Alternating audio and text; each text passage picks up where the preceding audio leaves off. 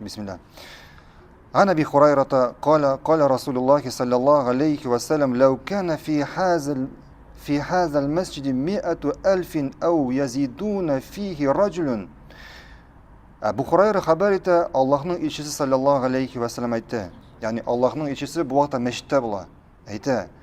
Eğer de hazır şu meşitte 100,000 kişi bulsa, 100,000 kişi, hatta 100,000'den artsa dağın. Ve fihi racul min ehlin nar. Hem şu kişiler arasında, 100,000 kişi arasında bir güne kişi cehennem ahlinden çıksa, yani şu Allah subhanahu teala cehennem ahlinde utta bulgan kişilerin birisini çıkarıp şu 100,000 kişi arasına getirip koysa, فَتَنَفَّسَ فَأَصَابَهُ نَفْسُهُ لَاحْتَرَقَ الْمَسْجِدَ وَمَنْ فِيهِ. Şu bir kişinin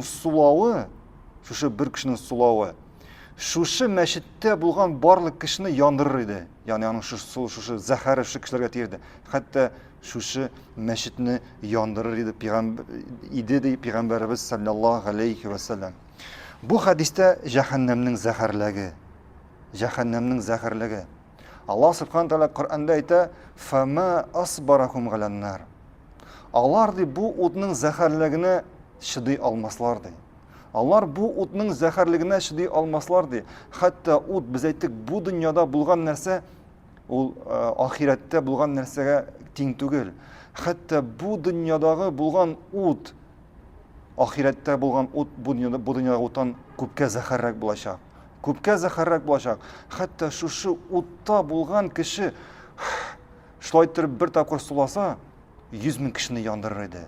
100,000 kişini yandırır idi. Allahumma a'udhu bika minan nar. Ey Rabbim biz senin otundan sığınabız. Şulay uq bu hadiste Allah subhanahu teala бар нәрсәне булдыра ала.